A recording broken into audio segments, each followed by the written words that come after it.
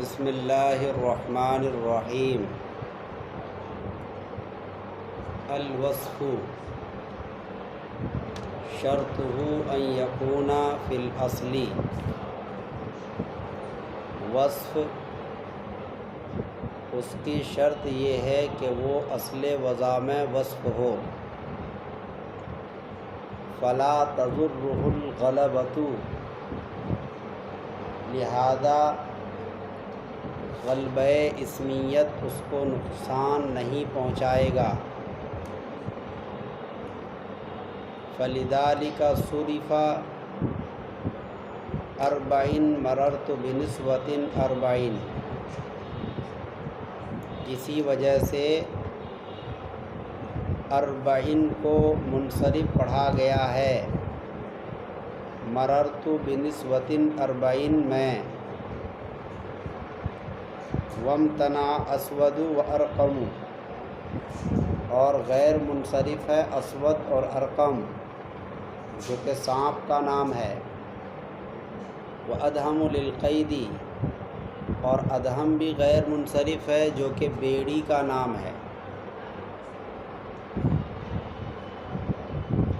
یہاں سے مصنف اسباب اتساع میں سے دوسرا سبب وصف کو بیان کر رہے ہیں۔ وصف کے لغوی معنی ہے بیان کرنا۔ وصف یصف وصفاً، صفت بیان کرنا۔ اصطلاحی معنی ہے کون الاسم دالاً علی ذات مبہمۃ ماخوذۃ ببعض صفاتہا۔ بولو، کون الاسم دالاً علی ذات مبہمۃ ماخوذۃ ببعض صفاتہا۔ کون الاسم دالاً علی ذات مبہمۃ،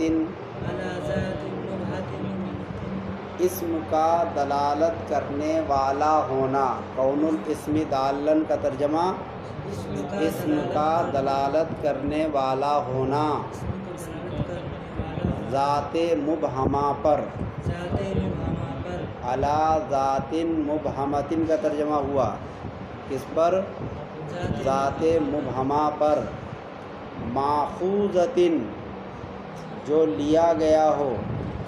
ماخوذ کے معنی اخذ یاخذ سے، جو لیا گیا ہو اس کی بعض صفات کے ذریعے سے۔ ببعض صفاتہا، یہ اس کی تعریف ہو گئی۔ ایک تعریف اور ہے جو نعت کے اندر ہے، النعت یدل علی معنی فی نفسہ یا فی مطبوعہ۔ نعت وہ اسم ہے، نعت وہ صفت ہے جو دلالت کرے اپنے مطبوع پر۔ النعت یدل، نعت وہ صفت ہے جو دلالت کرے علی معنی فی مطبوعہ، ایسے معنی پر جو اس کے مطبوع میں ہے، کیونکہ تابع مطبوع کے اندر موجود ہوتا ہے۔ آئی بات سمجھ میں؟ جیسے زید طویل، زید الطویل افضل، تو زید موصوف الطویل صفت، اور یہ طویل صفت زید کی ذات کے اندر موجود ہے۔ سمجھ میں آ گئی بات؟ کیا تعریف ہوئی؟ النعت یدل علی معنی فی مطبوعہ۔ اگر وہ والی تعریف یاد نہ ہو تو یہ چھوٹی ہے، اس کو یاد کرنا۔ النعت، حالانکہ دونوں تعریف شرح جامی میں ہے، دونوں تعریف شرح جامی کے اندر موجود ہے۔ النعت یدل علی معنی فی مطبوعہ، یہ چھوٹی ہے، وہ بڑی ہے۔ سمجھ میں آئی بات؟ بہتر یہ ہے کہ دونوں کو یاد کیا جائے، دونوں اگر یاد نہ ہو تو یہ والی چھوٹی جو ہے اس کو یاد کیا جائے، تبھی صلاحیت بنے گی۔ یہ بات ہو گئی۔ آگے وصف کی شرط بیان کر رہے ہیں۔ وصف کی شرط یہ ہے کہ وہ اصل وضع میں ہو۔ اس عبارت کے ذریعے سے مصنف نے وصف کی دو قسموں کو بیان کیا۔ وصف کی دو قسمیں ہیں۔ نمبر ایک وصف اصلی، نمبر دو وصف استعمالی یا عارضی۔ دونوں میں سے کوئی بھی بول سکتے ہیں، وصف استعمالی ہو یا وصف عارضی ہو۔ وصف اصلی کہتے ہیں کہ جب واضح نے اس لفظ کو وضع کیا ہو تو معنی وصفی ہی کے لیے وضع کیا ہو۔ واضح نے جب لفظ کو وضع کیا ہو تو معنی وصفی کے لیے وضع کیا ہو، معنی اسمی کے لیے اس کو وضع نہ کیا ہو۔ لیکن بعد میں چل کر اگر اس میں اسمیت کا غلبہ ہو جائے تو غلبہ اسمیت اس کو نقصان نہیں پہنچائے گا۔ اسی کی طرف اشارہ کر کے کہا فلا تضرہ الغلبۃ، فلا تضرہ الغلبۃ۔ وصف اصلی کس کو کہیں گے؟ کہ واضح نے اس لفظ کو معنی وصفی کے لیے وضع کیا ہو، معنی اسمی کے لیے اس کو وضع نہ کیا ہو۔ بعد میں چل کر اگر معنی اسمیت اس پہ غالب آ جائے تو اس سے کوئی فرق نہیں پڑے گا۔ جیسے وصف اصلی کی تین مثالیں یہاں پر ہیں، اسود، ارقم اور ادہم۔ ان تینوں کے اندر وصف اصلی ہے۔ اسود کو جب واضح نے وضع کیا تھا تو سیاہی کے لیے وضع کیا تھا۔ ارقم کو جب واضح نے وضع کیا تھا تو چتکبرا پن کے لیے وضع کیا تھا، یعنی وصفی معنی کے لیے۔ اور ادہم کو جب واضح نے وضع کیا تھا تو بیڑی کے لیے وضع کیا تھا، زنجیر، بیڑی، جس سے مجرموں کو باندھا جاتا ہے۔ آئی بات سمجھ میں؟ ان تینوں الفاظ کو واضح نے معنی وصفیت کے لیے وضع کیا تھا، اس کو کیا کہیں گے؟ وصف اصلی۔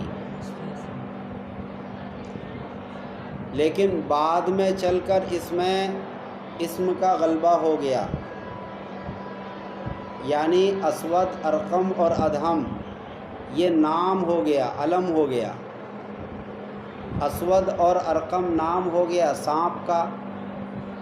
جب بھی اسود بولا جاتا ہے تو اہل عرب اس سے سانپ مراد لیتے ہیں۔ جب بھی ارقم بولا جاتا ہے تو اہل عرب اس سے وہ سانپ مراد لیتے ہیں جس کے اندر چتکبرا پن ہو۔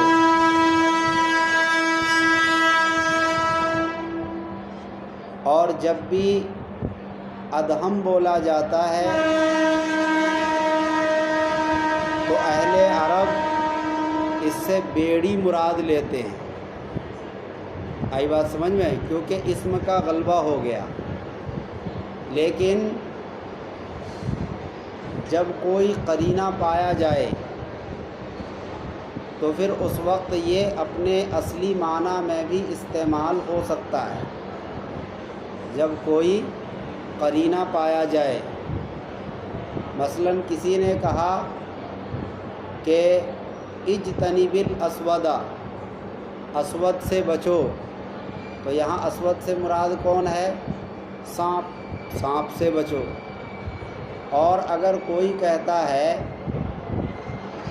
زید الاسود یا الثوب الاسود، تو یہاں اسود سے کیا مراد ہوگا؟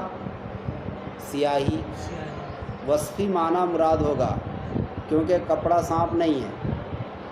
الثوب الاسود یا الثوب الاسود موصوف صفت، تو یہاں پر سیاہی مراد ہے، قرینہ بتا رہا ہے کہ یہاں سانپ مراد نہیں ہے۔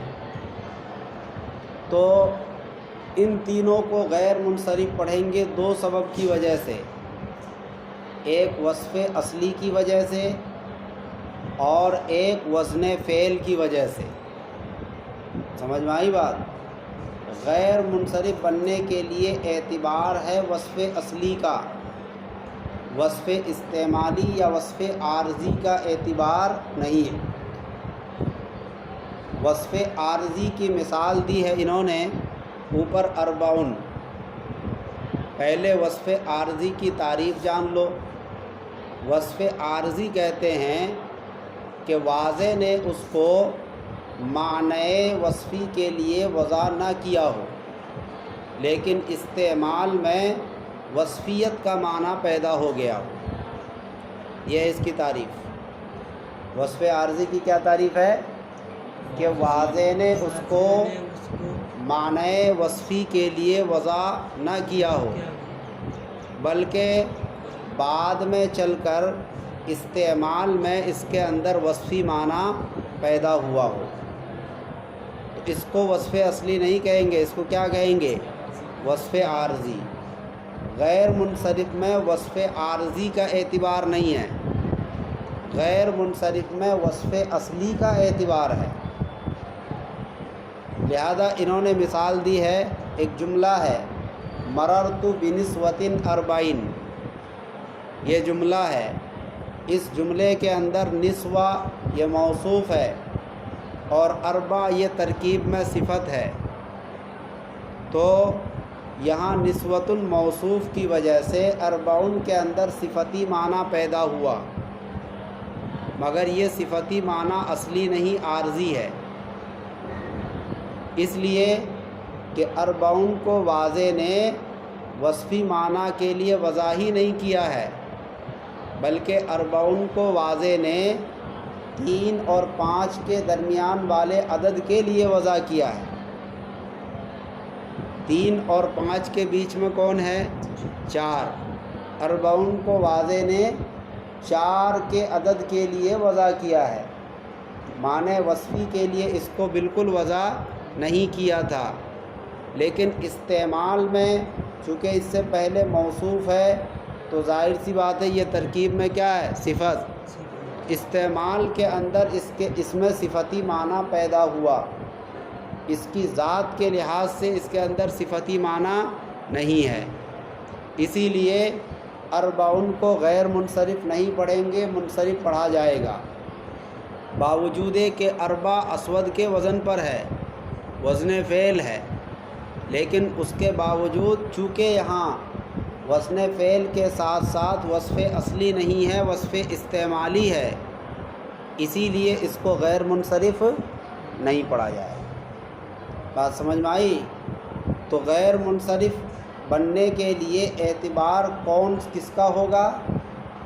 وصف اصلی کا، وصف عارضی یا وصف استعمالی کا اعتبار نہیں ہوگا۔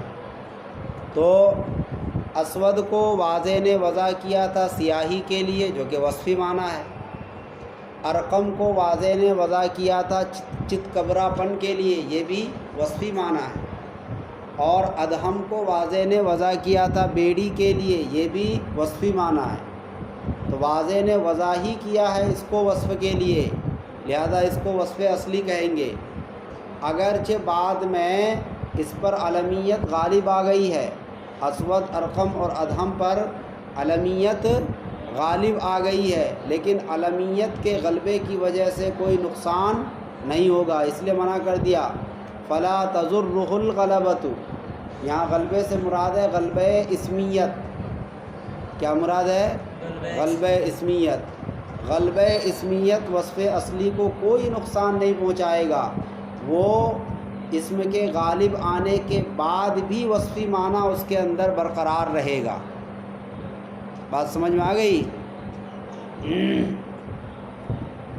اس کے بعد آگے ہے وَضَعُفَ مَنْعُ أَفْعَى، اور ضعیف ہے افعا کا غیر منصرف پڑھنا جو کہ سانپ کا نام ہے، اور اجدل کا غیر منصرف پڑھنا جو کہ شکرا کا نام ہے، شکرا ایک پرندہ ہوتا ہے، اور اخیل کا غیر منصرف پڑھنا جو کہ ایک پرندے کا نام ہے۔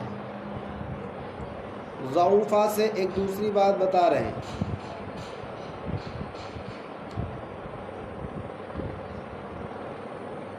پھر وصف اصلی کی دو قسمیں ہیں، نمبر 1 متیقن، نمبر 2 غیر متیقن۔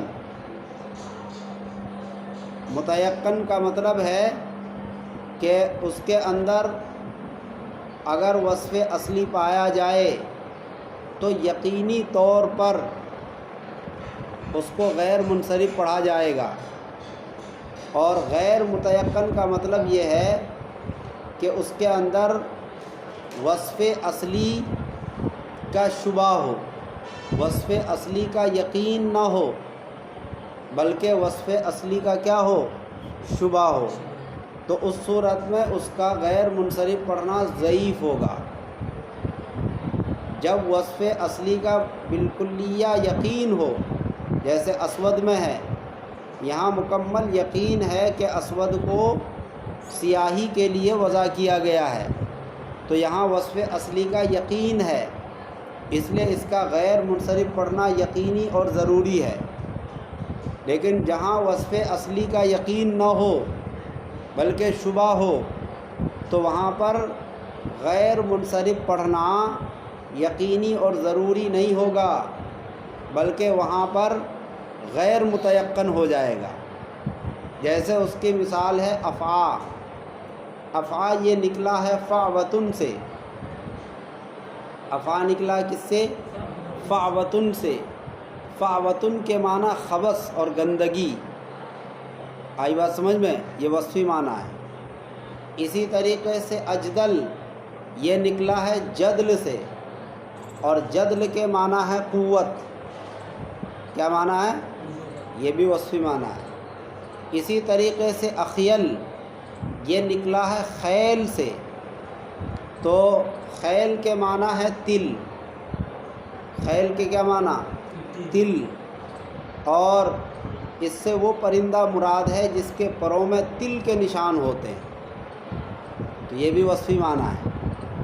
مگر افعا نام ہو گیا خبیث قسم کے سانپ کا، اور اجدل نام ہو گیا شکرا کا، اور اخیل نام ہو گیا پرندے کا۔ یعنی اہل عرب جب بھی افعا بولتے ہیں تو اس سے سانپ ہی مراد ہوتا ہے۔ ان تینوں پر غلبہ اسمیت اس قدر ہوا، اس قدر ہو گیا کہ یہ کبھی اپنے اصلی معنی کی طرف نہیں لوٹے۔ سمجھ میں آئی بات؟ اصلاً تو تینوں کو وضع کیا گیا تھا وصفی معنی ہی کے لیے، مگر ان تینوں پر اسمیت کا غلبہ ہوا، اور ایسا غلبہ ہو گیا کہ یہ کبھی اپنے اصلی معنی کی طرف نہیں لوٹے۔ یعنی افعا بول کر اہل عرب نے کبھی بھی خبث اور گندگی کا معنی نہیں لیا، اجدل بول کر کبھی بھی اہل عرب نے طاقت کا معنی نہیں لیا، اسی طریقے سے اخیل بول کر انہوں نے تل مراد کبھی نہیں لیا۔ کس نے؟ اہل عرب نے۔ یعنی اہل عرب نے ان تینوں الفاظ کو کبھی وصفی معنی میں استعمال ہی نہیں کیا۔ جب استعمال نہیں کیا تو ان الفاظ کے سلسلے میں شک پیدا ہو گیا۔ کیا پیدا ہوا؟ شک۔ شک یہ پیدا ہوا کہ ان کو وصف کے لیے وضع کیا تھا یا نہیں کیا تھا، کیونکہ وصف کے لیے اگر وضع کیا ہوتا تو کبھی تو استعمال ہوتا۔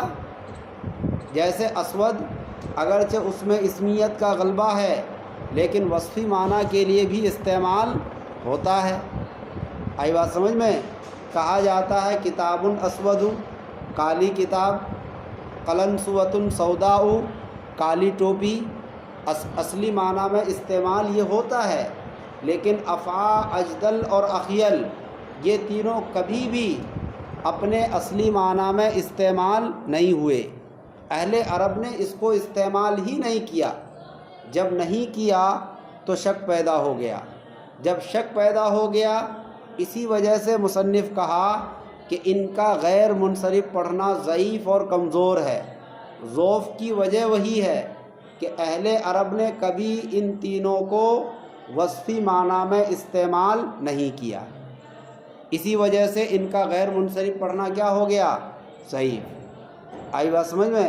اس لیے ہم نے کہا کہ اگر وصف اصلی پایا جائے کسی کلمے کے اندر تو وصف اصلی کا پایا جانا یقینی ہو تو اس کا غیر منصرف پڑھنا بھی کیا ہوگا؟